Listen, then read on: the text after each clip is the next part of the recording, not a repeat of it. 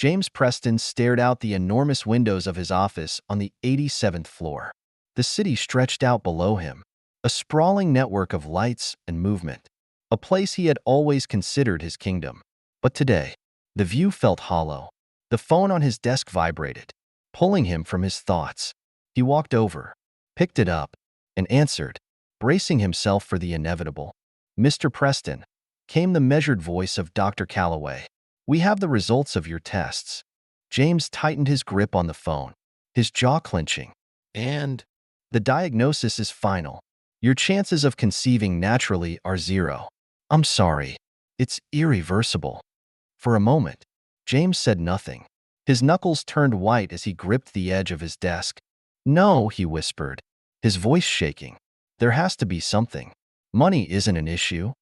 "I understand, Mr. Preston," Dr. Calloway replied, his tone steady. "But unfortunately, no amount of money can change these results." James ended the call abruptly. The silence that followed was deafening. He grabbed his car keys and stormed out of the office, needing air, needing space to think. Out on the street, he climbed into his sleek car and hit the gas.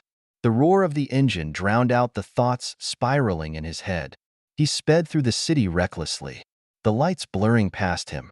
He barely noticed the honking cars or the shouts of pedestrians as he swerved dangerously close to the curb. It happened too fast, a sharp turn, a loss of control.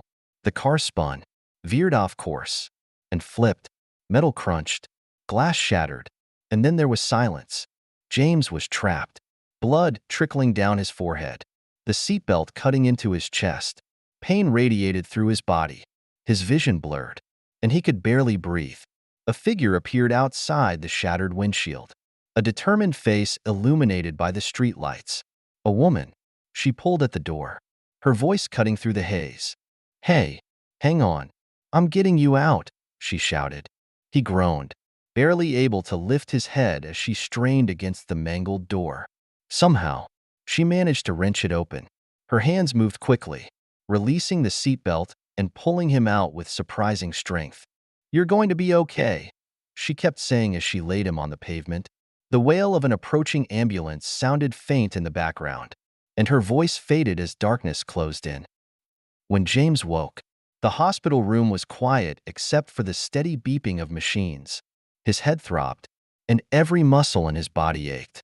A nurse entered, her expression lighting up when she saw he was awake. "Mr. Preston, how are you feeling?" she asked, checking his vitals. His voice was raspy as he croaked out, Where's the woman? The one who pulled me out." The nurse's brow furrowed. "You mean the woman who got you out of the car? She left after the ambulance arrived. Didn't leave a name. Just wanted to make sure you were safe." James frowned. No reward? No follow-up? It didn't make sense. Everyone wanted something. Everyone except her. A week later, James was discharged, but he couldn't shake thoughts of the woman who had saved him. He needed to find her. He set his team to work, and it only took 2 days for them to track her down. Her name was Elena Carter, a public school teacher in Queens. James drove to the school, stepping out of his understated black sedan into the bustling neighborhood. He felt out of place in his tailored suit, his polished shoes standing in stark contrast to the cracked pavement. He saw her almost immediately. She was crouched down, helping a child tie their shoe. Her hair was tied back, and she looked tired but kind. "Miss Carter," James called out, his voice carrying over the noise of the playground. Elena stood, turning to face him. Her eyes widened in surprise. "Mr. Preston? What are you doing here?" He cleared his throat, suddenly feeling awkward. "I wanted to thank you. You saved my life." She waved a hand dismissively. "You don't have to thank me. Anyone would have done it." "No," he said, stepping closer. "No, they wouldn't have. I tried to find you because I owe you something." Elena shook her head, smiling, though it didn't reach her eyes. "You don't owe me anything. I just did what was right." People never refused James, but here she was, treating him like just another person. It was disarming. "At least let me take you out to dinner," he said. "Please. It's just a thank you." Elena hesitated, studying him with narrowed eyes. Finally, she sighed. "Fine. Dinner. But nothing fancy. James pulled up in an understated car this time, taking her words seriously. When Elena stepped out of the school at the end of the day, she seemed surprised to see him waiting. "You actually came," she said, tilting her head. "I keep my promises," James replied, opening the passenger door. They drove to a small Italian restaurant, a cozy family-run place with mismatched tables and the warm smell of garlic in the air. As they settled into a booth, Elena looked at him curiously. "Why the interest in me, Mr. Preston?" she asked, raising an eyebrow. "James," he corrected. "And I'm interested because you saved my life. You turned down a reward. I wanted to understand why." Elena shook her head, laughing softly. "Not everything is about money. You know." The honesty in her voice caught James off guard. He found himself captivated by her. She spoke about her students, their challenges, and the joy she found in teaching. James shared bits of his own life, careful not to delve into the sterile world of corporate maneuvering. Instead, they talked about books, movies, and travel. He learned that Elena loved hiking and often escaped the city on weekends to find quiet trails. By the time they finished their meal, James felt a strange sense of peace. He had spent his life surrounded by power and ambition, but Elena was different. She was grounded, genuine. As they left the restaurant, he walked her to her apartment. "Thank you, James," she said, her voice soft, "for dinner and for listening. Of course, I'd like to do it again, if you're okay with that." Elena hesitated, then smiled. "We'll see. Good night, James." Over the following weeks, James found himself returning to Elena's world, stepping further from the life he'd always known. He visited her school, bringing supplies for her students, and joined her at the park to help with after-school activities. Slowly, they grew closer, but their worlds clashed. The media caught wind of James' visits, intruding on the quiet simplicity Elena valued.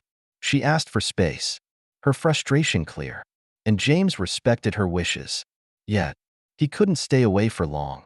One night, Elena sent him a message. Complications. Hospital. Can you come? James didn't hesitate. When he arrived, he found her pale and exhausted, but relieved to see him. She was carrying twins, a pregnancy she hadn't planned for and wasn't prepared to handle alone. James stayed by her side through the delivery, holding her hand and promising that she wouldn't have to face this alone. When the twins, Emma and Sophie, were born prematurely, James' life changed forever. He visited them daily in the NICU, watching over the tiny girls who had already stolen his heart. He realized that family wasn't about blood or obligation. It was about love, commitment, and choice. Months later, James adopted Emma and Sophie, officially becoming their father. He and Elena moved into a cozy townhouse, creating a home filled with love, laughter, and the joyful chaos of raising two daughters. Their days were a mix of sleepless nights, first steps, and bedtime stories. One evening, as they sat together watching the girls play, James took Elena's hand. "I spent my whole life thinking I had everything," he said, his voice thick with emotion. "But it wasn't until I found you that I realized what I was missing." Elena smiled, her eyes glistening with tears. "We've come a long way, haven't we?" "We have, and I wouldn't trade it for anything." Together, they faced each day as a family, ready to tackle whatever challenges came their way.